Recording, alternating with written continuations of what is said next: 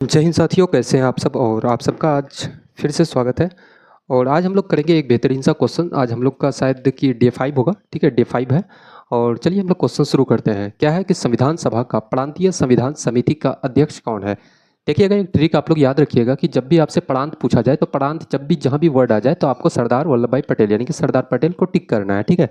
तो कौन हो जाएगा प्रांतीय संविधान समिति का अध्यक्ष, आपका हो जाएगा सरदार पटेल, ठीक है। अच्छा, वहीं पे अगर मैं बात करूं कि सलाहकार समिति का अध्यक्ष कौन है, तो वही है सरदार पटेल। क्या है ये सलाहकार, आपके सलाहकार सलाहकार समिति सलाहकार समिति के अध्यक्ष, ये आपके कौन है, सलाहकार समिति के भी अध्यक्ष यही है, ठीक है। अच्छा, मूल अधिकार के उपसमिति बताएंगे आप लोग कि अधिकार मूल अधिकार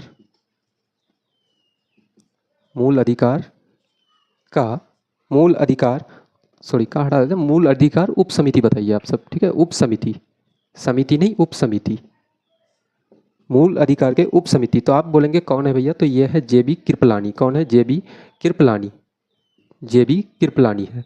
अच्छा, मैं अगर वहीं पे अगर आपको अगर पूछ लूं कि अल्पसंख्यक के बारे में, कि अल्पसंख्यक अल्पसंख्यक अल्पसंख्यक उप समिति कौन है, अल्पसंख्यक उप समिति अल्पसंख्यक उप समिति कौन है, तो आप बोलेंगे अल्पसंख्यक का उप समिति तो है भैया आपका एच सी मुखर्जी। कौन है, तो एच सी मुखर्जी है आपका। कौन है, एच सी मुखर्जी जी, ठीक है।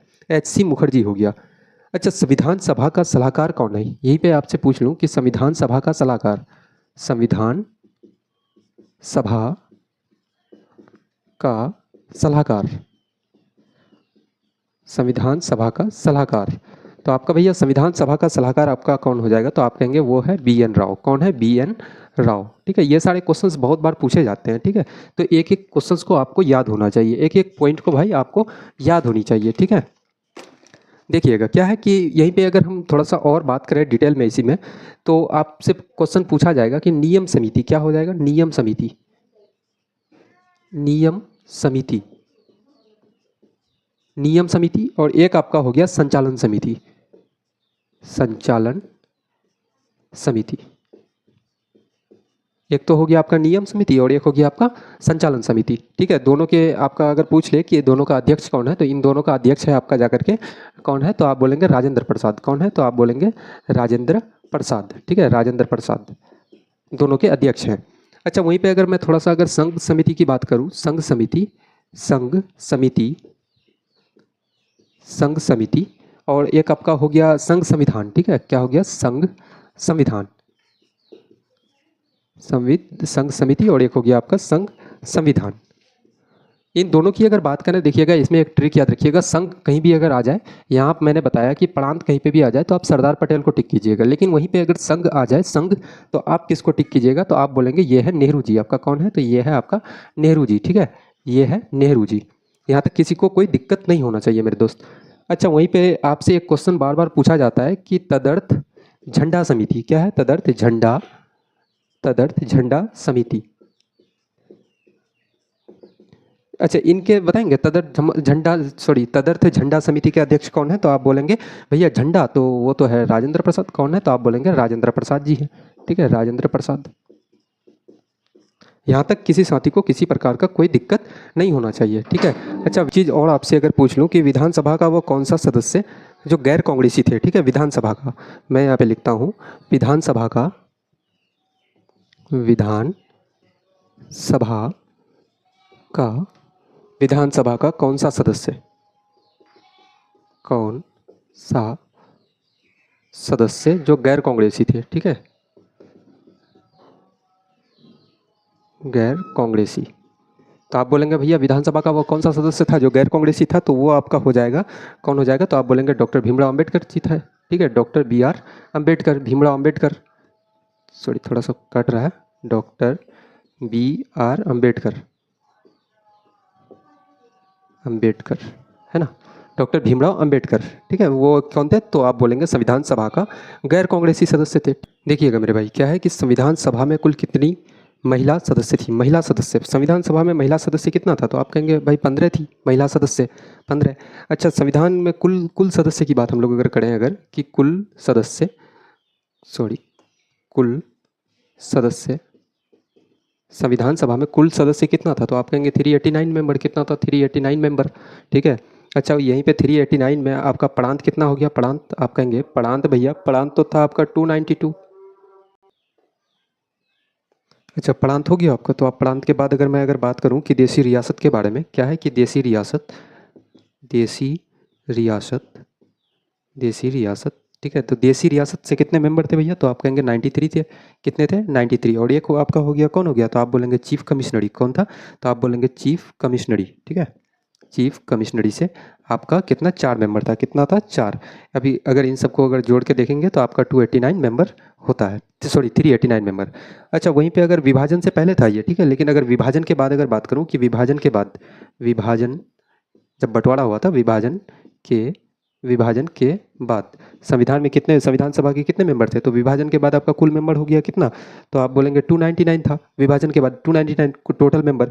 अच्छा इसमें ब्रिटिश प्रांत कितना था आपका, ब्रिटिश प्रांत, आप बोलेंगे कि भैया इसमें था आपका ब्रिटिश प्रांत, ब्रिटिश प्रांत था आपका, ब्रिटिश प्रांत आपका कितना हो गया, तो आप बोलेंगे 229, ठीक है, 229 हो गया। और आपका देसी रियासत था इसमें, देसी रियासत, देसी रियासत से आप बोलेंगे कितना मेंबर थे भैया इसमें, तो आप कहेंगे 70 मेंबर। कितना, 70 मेंबर थे देसी रियासत से, ठीक है। अच्छा यहीं पे अगर विभाजन के बाद सबसे पहले तो यहाँ पे 15 ये थे, क्या थे, 15 सदस्य थी, महिला सदस्य 15। और इसी 15 में अगर विभाजन के बाद आप अगर बात करें तो 3 महिला क्या हुआ, 3 महिला पाकिस्तान की तरफ चले गया, ठीक है, चली गई।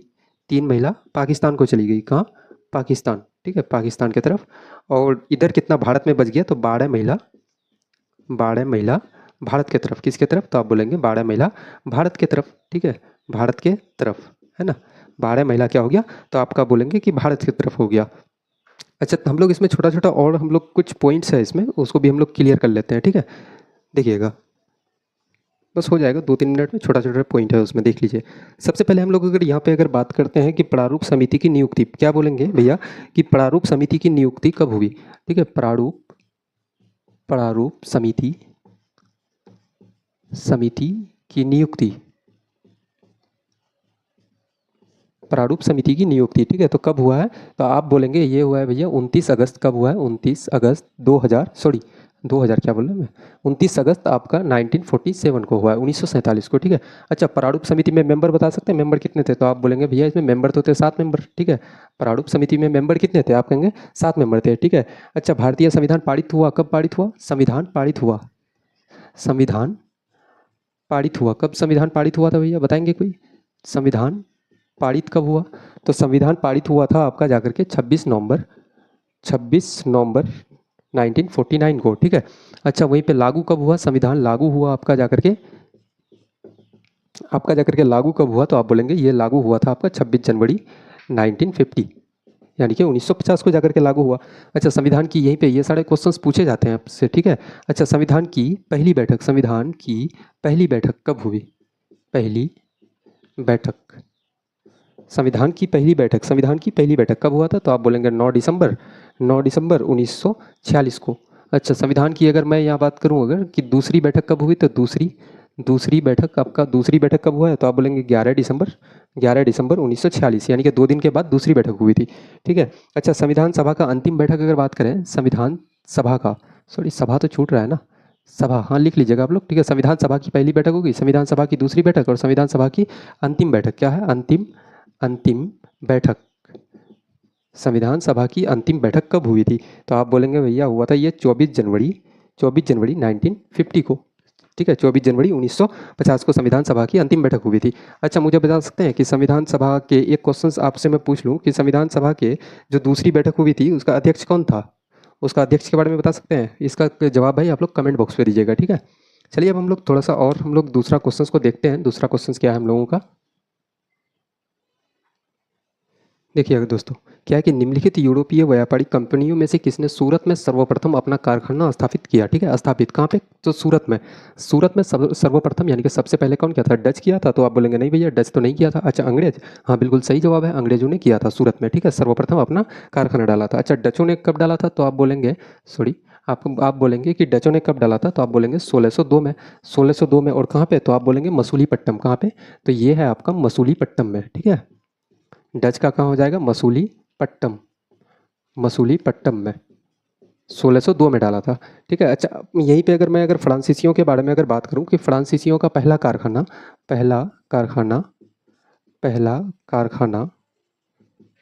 फ्रांसीसियों का पहला कारखाना कहाँ पे डाला गया था, तो आप बोलेंगे सूरत में डाला गया था, ठीक है। अब कब डाला गया था, तो 1668 में। कहाँ पे, तो आप बोलेंगे सूरत में। कब, 1668 में डाला गया था। अच्छा, अंग्रेजों के बारे में अगर बात करें कि अंग्रेजों का पहला अस्थायी फैक्ट्री, अंग्रेजों का पहला अस्थायी अस्थायी, ठीक है, पहला पहला अस्थायी अस्थायी फैक्ट्री, अंग्रेजों का पहला अस्थायी फैक्ट्री, ठीक है। तो ये तो था आपका मसूलीपट्टनम। कहाँ पे था, मसूलीपट्टनम में डाला था, मसूलीपट्टनम में पहला अस्थायी फैक्ट्री मसूलीपट्टनम। और कब डाला गया था, तो आप कहेंगे 1611 में, ठीक है। अच्छा, यहीं पे अगर मैं पूछ लूँ आपसे कि अंग्रेजों का पहला अस्थाई फैक्ट्री, अस्थाई के बारे में अगर पूछ लूँ अगर आपसे कि अस्थाई फैक्ट्री बताओ भैया, अस्थाई फैक्ट्री, तो आप कहेंगे अस्थाई फैक्ट्री तो सूरत में। कहाँ पे, तो सूरत में। कब डाला गया था, तो आप कहेंगे 1613 में। कब, 1613 में, ठीक है। 1613 में डाला गया था। यहीं पे देखिएगा फ्रांसीसियों का भी 1668 है, ठीक है, लेकिन यहाँ अंग्रेजों का 1613 है। फ्रांसीसी भी सूरत में पहला अपना कारखाना डाला था और अंग्रेज भी अपना पहला फैक्ट्री कहाँ था, तो वही सूरत था, लेकिन फ्रांसीसियों का था 1668 और अंग्रेज का कितना था, तो आप कहेंगे 1613 में डाला गया था, ठीक है। यहाँ तक किसी को कंफ्यूज नहीं होना है।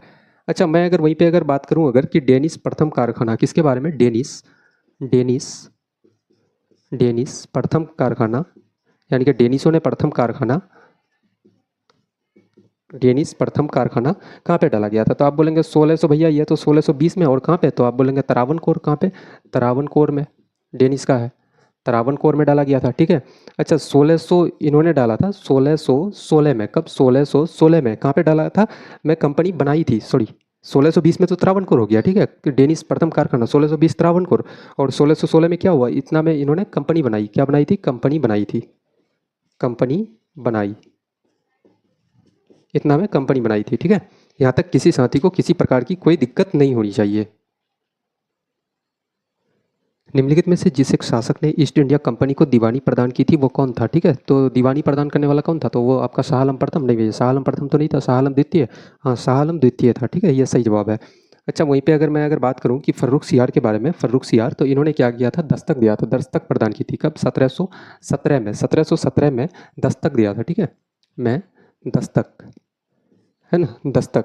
अच्छा, दस्तक मतलब क्या हुआ कि व्यापार में छूट, ठीक है, क्या किया था कि व्यापार व्यापार में छूट प्रदान किया था अंग्रेजों को, ठीक है, व्यापार में ईस्ट इंडिया कंपनी को छूट प्रदान किया था व्यापार में, ठीक है। अच्छा, छूट कहाँ, कौन कौन सा स्टेट में, तो आप बोलेंगे आपका तो एक था बंगाल, ठीक है, आपका हो गया बंगाल, हो गया उड़ीसा था एक, बंगाल हो गया एक, आपका हो गया उड़ीसा, और आपका एक था उसमें क्या, तो आप कहेंगे बिहार था, ठीक है, एक आपका हो गया बिहार। अच्छा, कितना रुपए का आपका भैया ये था वार्षिक, कितना था, कितना रुपए था, तो आप कहेंगे 3000 रुपये वार्षिक, सालाना 3000 रुपये का, ठीक है, वार्षिक। अच्छा, वहीं पे मैं बात करूं थोड़ा सा कि जब यहाँ पे आप लोग पढ़ ही रहे हैं तो शाह आलम द्वितीय, तो मैं बात करूं वॉर ऑफ प्लासी, यानी कि बैटल ऑफ प्लासी के बारे में, यानी कि यहाँ पे देखिएगा प्लासी का युद्ध क्या है, प्लासी प्लासी वॉर, प्लासी का युद्ध, प्लासी वॉर के बारे में, तो आप कहेंगे प्लासी का युद्ध भैया कब हुआ था, तो 1757 को हुआ था, 1757, ठीक है। और ये कहाँ पे हुआ था प्लासी, तो आप बोलेंगे प्लासी का युद्ध हुआ था आपका बंगाल में, और बंगाल में किस नदी के किनारे, तो आप बोलेंगे हुगली नदी के किनारे। कहाँ पे, तो आप बोलेंगे हुगली। कहाँ पे भैया, तो ये कहेंगे आप हुगली नदी के किनारे, ठीक है, हुगली नदी के किनारे, हुगली नदी, हुगली नदी के किनारे हुआ था।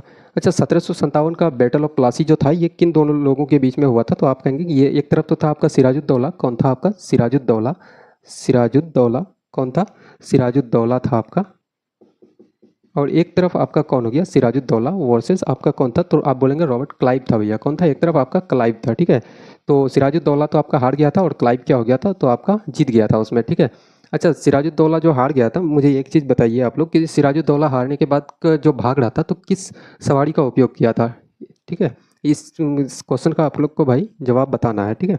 किस सवारी से, वो यानी कि किस वो रथ वगैरह जो होता था उस टाइम चलता था, ठीक है, किससे वो भाग रहा था 1757 में युद्ध हारने के बाद। अच्छा, वहीं पे मैं बात करूं बैटल ऑफ प्लासी के बारे में, ठीक है, तो यहाँ से क्या हुआ, तो आप कहेंगे अंग्रेजी शासन की शुरुआत हुई। क्या हुई, अंग्रेजी अंग्रेजी शासन, अंग्रेजी शासन की शुरुआत, यहीं से हुआ था, अंग्रेजी शासन की शुरुआत हुई, ठीक है। अच्छा, वहीं पे थोड़ा सा मैं बक्सर का युद्ध पूछ लूँ आपसे कि बैटल ऑफ बक्सर कब हुआ था, बक्सर, ठीक है, बक्सर का युद्ध, बक्सर युद्ध के बारे में पूछ लूँ आपसे तो बक्सर का युद्ध हुआ था भैया जाकर के आपका 1764 में, ठीक है, 1764 में। और ये कहाँ हुआ था? तो आप बोलेंगे ये हुआ था आपका बिहार में, ठीक है। और बिहार में किस नदी के किनारे? तो आप बोलेंगे गंगा नदी के किनारे। कहाँ पे? गंगा के किनारे, ठीक है। अच्छा, 1764 में जो ये हुआ था बक्सर का युद्ध, तो इसमें किसके किसके बीच में हुआ था? तो एक तरफ तो था आपका पूरा यूनिट था, ठीक है, यूनिट था एक तरफ, और एक तरफ आपका हो गया हेक्टर मुनरो। कौन था? हेक्टर मुनरो, ठीक है, हेक्टर मुनरो, मुनरो था। और एक तरफ आपका कौन हो गया? तो एक तरफ था आपका मीर कासिम, आपका हो गया, आप कहेंगे कि कौन था एक तरफ था आपका मीर कासिम हो गया। और उसके साथ में आपका अवध के नवाब था, कौन था आपका? सुजाउद्दौला। उस टाइम कौन था? सुजाउद्दौला, ठीक है, सुजाउद्दौला आपका हो गया एक तरफ। और एक साथ था इन लोगों के साथ, तो कौन था? तो उनका नाम आपका हो गया जाकर के मुगल सम्राट आपका शाह आलम द्वितीय, ठीक है, यही शाह आलम द्वितीय था आपका मुगल सम्राट, ठीक है। तो ये सारे नाम आपको याद होने चाहिए। शाह आलम द्वितीय, शाह आलम सेकंड, ठीक है, शाह आलम सेकंड। तो ये सारे नाम आपको याद होने चाहिए भैया। अच्छा, ये जो हुआ था हेक्टर मुनरो के साथ, ठीक है, तो ये पूरा यूनिट क्या हो गया था? तो आप बोलेंगे पूरी यूनिट भाई हार गई थी और हेक्टर मुनरो जीत गया था इसमें बक्सर का युद्ध में, ठीक है। अच्छा, और उस टाइम बक्सर के युद्ध में जब हेक्टर मुनरो जीता तो अंग्रेजी शासन का बिल्कुल कंप्लीट हो गया वो लोगों का, ठीक है, और उस टाइम से कंप्लीटली शासन शुरू हो गया था। अच्छा, वहीं पे अगर मैं बात करूं कि 12 से 16 अगस्त कौन सी संधि हुई थी, आप बताएंगे ज़रा? यहाँ पे मैं लिख देता हूँ कि 12 से 16 अगस्त, 12 से 16 अगस्त आपका हुआ था जाकर के दोस्त, क्या हुआ था? इलाहाबाद की संधि, ट्रीटी ऑफ इलाहाबाद जिसको हम लोग कहते हैं, ठीक है, इलाहाबाद, इलाहाबाद की, इलाहाबाद की संधि आपका जाकर के कब हुआ था? तो आप कहेंगे 12 से 16 अगस्त को हुआ था आपका। क्या हुआ था? तो आप कहेंगे ये भैया इलाहाबाद की संधि हुई थी 12 से 16 अगस्त। निम्न में से कौन सी अवध के नवाबों की प्रथम राजधानी थी? ठीक है, अवध के नवाबों की प्रथम राजधानी कौन सा था? तो भैया क्या कहेंगे आप? लखनऊ था। तो बिल्कुल लखनऊ तो कभी नहीं था, ठीक है, लखनऊ था, लेकिन लखनऊ आपका लेके गया था, ठीक है, लेकिन प्रथम कभी नहीं हो सकता है लखनऊ, तो आपका लखनऊ तो कैंसिल हो गया, ठीक है। अच्छा, इलाहाबाद था? नहीं भैया, इलाहाबाद भी नहीं था, तो फैज़ाबाद बिल्कुल सही जवाब है आपका, फैज़ाबाद था, ठीक है। अच्छा, फैज़ाबाद से कहाँ लेके गया? मैंने बताया ना कि लखनऊ ले गया था, ठीक है, फैज़ाबाद से लखनऊ कहाँ लेके? फैज़ाबाद से आप कहेंगे फैज़ाबाद से कहाँ शिफ्ट हुआ था? तो आप कहेंगे लखनऊ शिफ्ट हो गया था, फैज़ाबाद से लखनऊ ले गया राजधानी को, फैज़ाबाद से लखनऊ ले गया। अच्छा, ले जाने वाला कौन था? तो आप कहेंगे आसफ़-उद-दौला था। कौन था? आसफ़-उद-दौला। कौन था? आसफ़-उद-दौला। आसफ़-उद-दौला ने क्या किया? तो आप कहेंगे कि फैज़ाबाद से लखनऊ राजधानी को शिफ्ट कर दिया था। अच्छा, वहीं पे अगर आपसे पूछ लूँ कि अवध के संस्थापक कौन है? अवध के संस्थापक, Awadh, who is founder of Awadh? Awadh के संस्थापक, अवध के संस्थापक कौन थे? तो आप बोलेंगे सादत। कौन थे? आप बोलेंगे सादत, सादत खां। कौन थे? आप बोलेंगे सादत खां, ठीक है। और इनको लक़ब क्या मिला था? तो आप कहेंगे बुरहानुल मुल्क का लक़ब मिला था इनको। क्या मिला था? बुरहान, बुरहान उल मुल्क, बुरहानुल मुल्क। इन्हीं को कहा जाता है कि ये है बुरहान मुल्क। किसको? तो आप बोलेंगे सादत खां को। ये अवध के संस्थापक थे। अच्छा, वहीं पे अगर हैदराबाद के संस्थापक की बात करूं कि हैदराबाद, हैदराबाद, हैदराबाद का संस्थापक कौन था? आप बता सकते हैं? हैदराबाद का संस्थापक आपका हो जाएगा जाके निजामुल मुल्क। कौन हो जाएगा? निजामुल मुल्क, ठीक है, निजाम, निजाम उल मुल्क हो जाएगा आपका, आपका निजामुल मुल्क हो जाएगा हैदराबाद के संस्थापक, ठीक है। अच्छा, वहीं पे अगर निजामुल मुल्क की अगर उनको उपाधि यानी कि उनका लक़ब क्या मिला था? तो आप बोलेंगे उन्हीं को कहा जाता था भैया चिनकिलिच खां। क्या बोला जाता था? चिनकिलिच खां, ठीक है, चिनकिलिच, चिनकिलिच, चिनकिलिच खां, इन्हीं को कहा जाता था आपका चिनकिलिच खां, ठीक है। अच्छा, वहीं पे अगर कर्नाटक की बात करूं, कर्नाटक, कर्नाटक, कर्नाटक के संस्थापक कौन है? Who is the founder of Karnataka? तो वो था आपका सादतुल्ला खां। कौन था? सादतुल्ला खां। यहाँ बहुत ज़्यादा बच्चे कंफ्यूज होते हैं कि अवध के संस्थापक और कर्नाटक के संस्थापक में। यहाँ पे था आपका सादत खां और यहाँ पे आपका हो जाएगा सादतुल्ला खां, ठीक है, इस बात को याद रखना है। सादत उल्ला, सादतुल्ला खां, सादतुल्ला खां, ठीक है। वहीं पे अगर मैसूर की बात करूं, मैसूर के संस्थापक, Mysore, who is the founder of Mysore? Who is the founder of Mysore? तो आपका हो जाएगा जाके मैसूर का हो जाएगा हैदर अली। क्या हो जाएगा? हैदर अली आपका। क्या हो जाएगा भैया? हैदर अली, ठीक है। अच्छा, वहीं पे अगर मैं भरतपुर की बात करूं, भरतपुर, क्या बात करूं किसकी? भरतपुर के संस्थापक, भरतपुर के संस्थापक कौन है? तो आप बोलेंगे चूड़ामन। कौन हो जाएगा आपका? चूड़ामन, चूड़ामन। और आपका कौन हो जाएगा? चूड़ामन और आपका कौन हो जाएगा? तो आप बोलेंगे बदन सिंह। क्या था? चूड़ामन और बदन सिंह था आपका। कौन था? बदन सिंह। चूड़ामन और बदन सिंह था। ठीक है, यहाँ तक किसी साथी को किसी प्रकार का कोई दिक्कत नहीं होना चाहिए। अच्छा, मैं थोड़ा सा वॉर के बारे में बात कर लेता हूँ। जैसे मैंने पिछला क्वेश्चंस में हम लोग देखे थे कि बैटल ऑफ प्लासी पढ़े और बैटल ऑफ बक्सर। ठीक है, तो यहाँ पे तो हम लोग युद्ध की बात कर लिए। अब थोड़ा सा हम लोग कर्नाटक युद्ध के बारे में हम लोग जानते हैं। ठीक है, कि कर्नाटक युद्ध में क्या क्या हुआ था, थोड़ा सा समरी उसका भी देख लेते हैं। देखिएगा, सबसे पहले हम लोग बात करते हैं कर्नाटक युद्ध। कर्नाटक युद्ध, कर्नाटक युद्ध। सबसे पहले तो कर्नाटक युद्ध जो फर्स्ट बैटल हुआ था, कर्नाटक का फर्स्ट वो लड़ाई जो हुई थी, फर्स्ट कब हुआ था, तो आप बोलेंगे 1746 से आपका 48 तक हुआ था। ठीक है, 1746 से 48। अच्छा, सेकंड कब हुआ था भैया? सेकंड आप बताएंगे कोई? सेकंड हुआ था आपका 1749 से लेके आपका कब हुआ था, तो बोलेंगे 54 तक हुआ था, 1754 तक। अच्छा, थर्ड की बात अगर करें, थर्ड तो कब हुआ था? 1700 आपका 56 से, और इधर कितना था? 1756, और इधर आपका हो गया 1763। कितना तक था आपका? 1763 तक हुआ था। ठीक है, कर्नाटक युद्ध, ये तीनों पूछे जाते हैं। अच्छा, अगर पूछूं कि 1746 से 48 में किसकी संधि हुई थी, तो आप बोलेंगे कि क्या हुआ था? एक्सला सैपेल की संधि। क्या हुआ था? एक्सला सैपेल, एक्सला सैपेल की संधि। ठीक है, एक्सला सैपेल की संधि, एक्सला सैपेल की संधि, ट्रीटी ऑफ एक्सला सैपेल। ठीक है। अच्छा, 1749 से 54 की बात अगर करें, तो इसमें कौन सी संधि हुई थी, तो आप बोलेंगे इसमें हुआ था पांडिचेरी की संधि। क्या हुआ था भैया? तो आप बोलेंगे क्या बोलेंगे? पांडिचेरी, पांडिचेरी की संधि, पांडिचेरी की संधि। ठीक है, पांडिचेरी की संधि। अच्छा, मैं अगर थोड़ा सा अगर बात करूं कि अंग्रेज मैसूर युद्ध कब हुआ, कोई बता सकते हैं? अंग्रेज मैसूर युद्ध, अंग्रेज मैसूर युद्ध, अंग्रेज मैसूर युद्ध। सबसे पहला आप बताएंगे अंग्रेज मैसूर युद्ध फर्स्ट कब हुआ था, तो आप बोलेंगे 1767 से आपका 69 तक हुआ था, 69 तक। ठीक है। अच्छा, सेकंड की बात हम लोग अगर करें, सेकंड कब हुआ था, तो आपका 1780 से आपका हो जाएगा 84, और थर्ड आपका हो जाएगा आपका जाकर के 1790 से कब था साथी? आप बोलेंगे 1790 से 92, और आपका फोर्थ जो हुआ था, थर्ड हो गया। अच्छा, आपका फोर्थ जो हुआ था वो हुआ था 1799 में। ठीक है। अच्छा, 1799 के बारे में एक फैक्ट आप लोग जान लीजिए। 1799 में क्या हुआ था, तो टीपू सुल्तान, ठीक है, यानी कि टीपू की मौत क्या हुई थी? टीपू सुल्तान यानी कि टीपू की मौत हुई थी। क्या हुई थी? टीपू की मौत यानी कि मृत्यु हो गई थी, है ना, 1799 में। अच्छा, वहीं पे अगर हम लोग अगर देखते हैं कि फर्स्ट में क्या हुआ था 1767 से 69, तो हुआ था वो उस टाइम मद्रास की संधि। ठीक है, इस टाइम क्या हुआ था? मद्रास की संधि।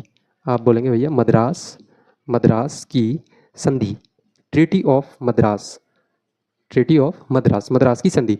1780 से 84 में क्या हुआ था भैया, तो आप बोलेंगे मैंगलोर की संधि। किसकी संधि? तो मैंगलोर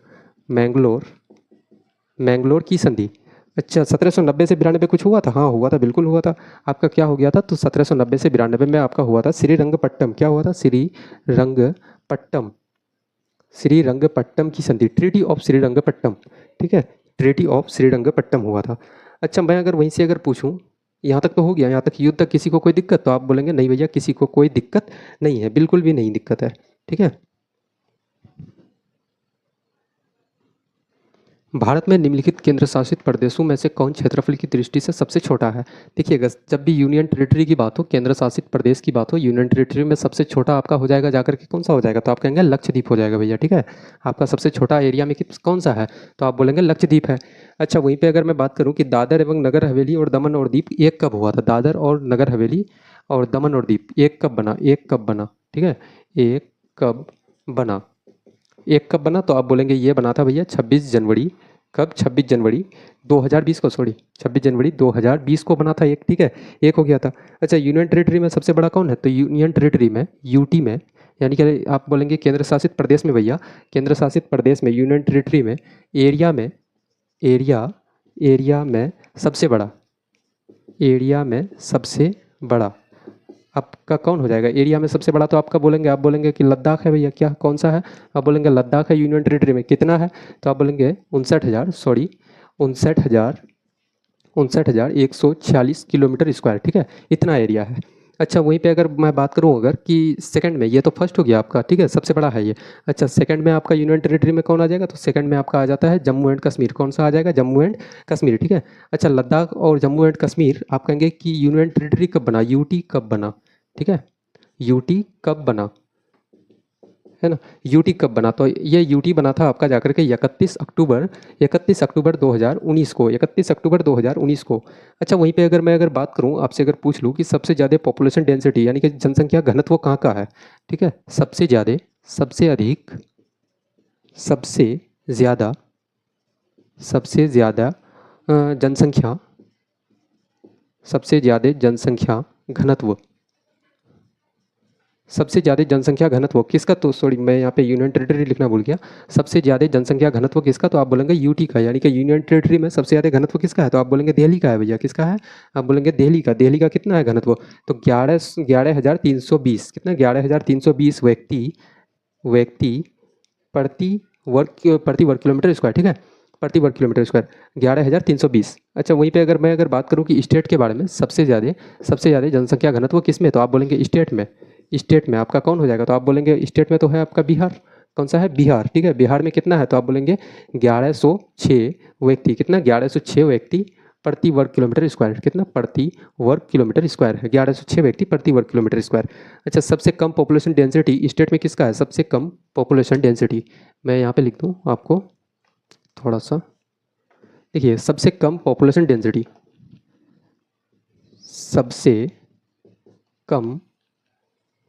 सबसे कम पॉपुलेशन डेंसिटी यानी कि जनसंख्या घनत्व, सबसे कम जनसंख्या घनत्व किसका है, तो आप बोलेंगे सबसे कम जनसंख्या घनत्व किस में, स्टेट में, स्टेट में भैया, ठीक है, ये बात याद रखना, यानी कि राज्य में। तो आपका हो जाएगा जाकर के अरुणाचल प्रदेश। क्या हो जाएगा, अरुणाचल प्रदेश, अरुणाचल प्रदेश, अरुणाचल प्रदेश, ठीक है। अच्छा, अरुणाचल प्रदेश में कितना घनत्व है, तो ये भी तो आपसे पूछेगा कितना घनत्व है, तो आप बोलेंगे 17 व्यक्ति, कितना, 17 व्यक्ति प्रति वर्ग किलोमीटर स्क्वायर, ठीक है, 17 व्यक्ति प्रति वर्ग किलोमीटर स्क्वायर, इतना घनत्व है वहाँ पे। सबसे कम पॉपुलेशन डेंसिटी स्टेट में अगर पूछ ले तो आप बोलेंगे अरुणाचल प्रदेश में है।